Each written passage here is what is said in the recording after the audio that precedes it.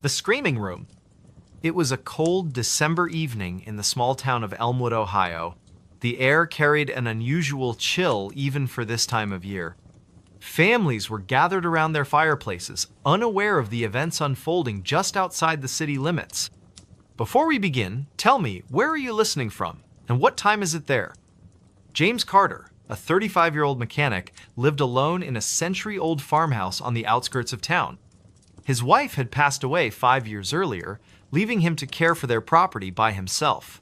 The house, though charming, had always given James an uneasy feeling, especially one particular room on the second floor. That night, as James finished repairing his truck in the garage, he noticed something strange. A faint sound, almost like whispering, seemed to be coming from upstairs. He glanced at the clock. 9:17 p.m.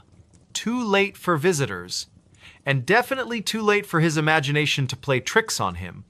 Climbing the creaky wooden stairs, James felt the temperature drop noticeably. By the time he reached the second floor, his breath had become visible in the frigid air. The sound grew louder, more distinct now. It wasn't whispering anymore, it was screaming.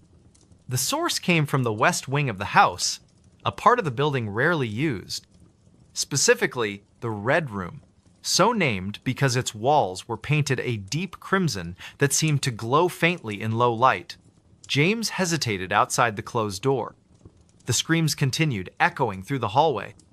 Taking a deep breath, James turned the brass doorknob. The door opened with a slow creak, revealing a scene that would haunt him forever. The room was empty, yet the screaming filled the space with an intensity that defied logic. James's heart pounded as he stepped inside. The wallpaper, faded but still recognizable as Victorian floral patterns, seemed to shift and move in the dim light. Shadows danced across the walls, though no source of movement could be seen. The temperature dropped further, causing James to shiver uncontrollably. He checked his watch. 9:23 p.m. Time seemed to stretch and warp within the confines of the room. The screams changed pitch, becoming more desperate, more human-like. Yet there was no one there, just the empty space and the overwhelming sense of dread.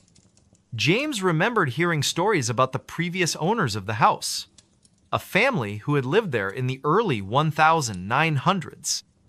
Rumors spoke of mysterious disappearances and unexplained deaths, but these were just tales, weren't they? Urban legends meant to entertain rather than terrify.